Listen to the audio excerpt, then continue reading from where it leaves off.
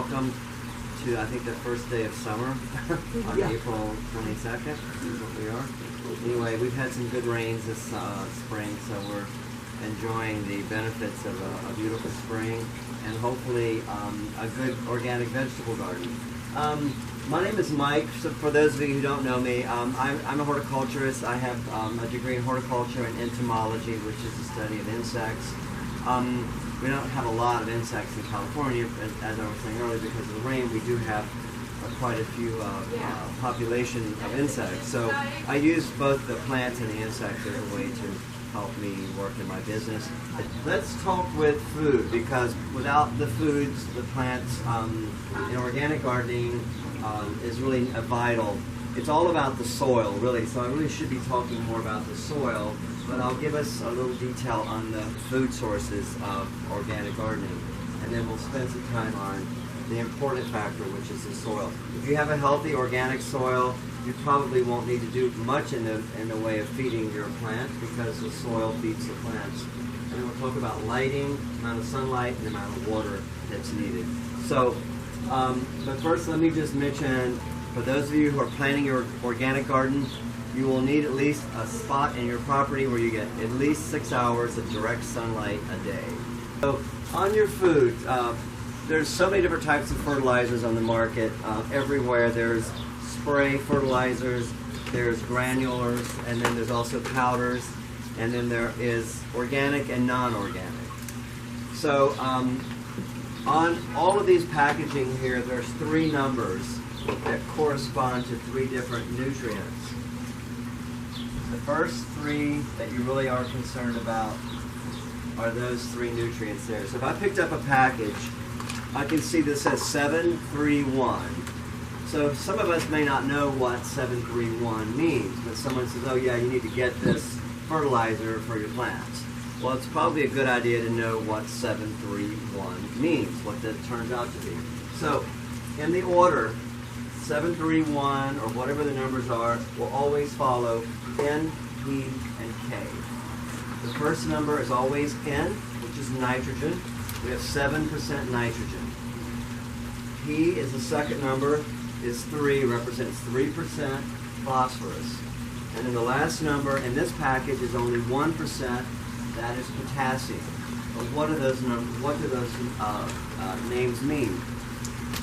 If you're planting, say, Kentucky pole beans, and they're growing really rapidly, and all of a sudden you start noticing the leaves start turning a little bit yellow, the whole plant doesn't look quite as healthy as it needs to be, nitrogen is the most used nutrient out of the soil. So it's depleted the most, and it needs to be replenished the most. So chances are, if you have a plant that looks, the leaves are yellow, doesn't look really super healthy, then you may have a nitrogen deficiency. I would use this fertilizer if I saw that my plants needed nitrogen, because it's a 7%, okay? Organic fertilizers will go no more than about, I'm going to say 15%. So if that was a triple 15, 15, 15, 15, you can read the packaging, and it can say things like derived from bat guano, other things like water-soluble nitrogen. That lets me know that it's organic. But when I read labels, it says ammonium sulfates, ammonium salts. Generally, that's going to be non-organic fertilizers, and it's going to be much higher than 15%. We don't have that here, but if you bought a bag of 30, 30, 30, if you have a golf course, that's perfect, because you're going to want to green up your golf course. But that 30, 30, 30 is all synthetic fertilizer, so it's really not feeding the soil. Organics are going to feed the elements in your soil, like the earthworms and the microbes. That's really important. There's a big difference between the 2 fertilizers. Now, if I'm in business to run a golf course, I need a green, so I'm going to use high nitrogen to keep my golf course green. However, there are side effects to that, and it's not the best thing for the environment, as we know. But I want to bring it all back to organic gardening. Everything in organics is going to be below 15%.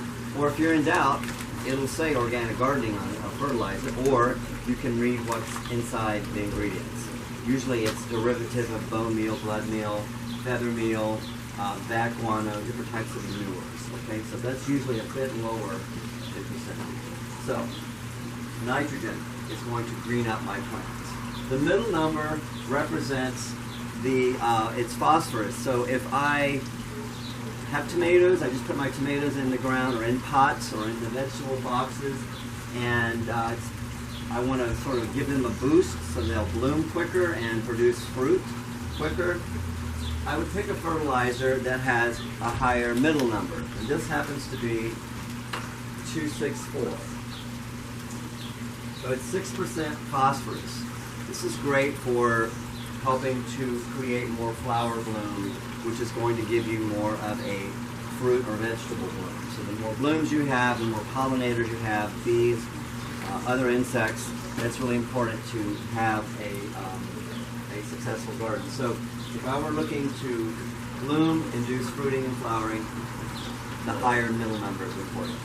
Now the last number generally is used, it's probably the least, I don't want to say the least, but it's probably the least important because it is in the soil, it's potassium, and it's used a lot of times whenever you're transplanting plants and you want to add new soil to the place that you're transplanting it, then you can buy a fertilizer. You could probably even use a 264, even though it has 6% phosphorus.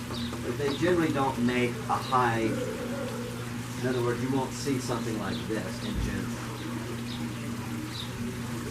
But it's always good to have when you're transplanting or you want to give your plant sort of like an inoculated, that's not a word, inoculated boost. It's like getting a shot or a B12 shot. Potassium just helps the plant to become a little less vulnerable to diseases in the soil, particularly if you're taking it from a pot from a nursery and you're bringing it into your garden. You don't know what's in your soil yet, perhaps, so you want to plant that and you want to add some fertilizer right into the soil. And organic is perfect because it will not burn your plants. Just water it in really well, and then you should be good for 6 weeks until you decide to fertilize again. Okay? Does that help you? So if you picked up any of these, so we also have spray fertilizer. It says right here, 444. 4% nitrogen, 4% phosphorus, 4% potassium. You take your garden hose, you hook it there, and you just spray the plants. Now, plants can absorb nutrients from their leaves, so you can spray it right on the plant. You can also use this spray as a root drench. So what you do, have our plant, and we have our roots here, and you have your mulch. It's important to have mulch. You want to rake the mulch away, do your root drench so that the mulch is not absorbing all the water, and then place your mulch back around your plant. You think about organic matter, something that once lived or something that passed through the digestive system of an animal, that's all organic.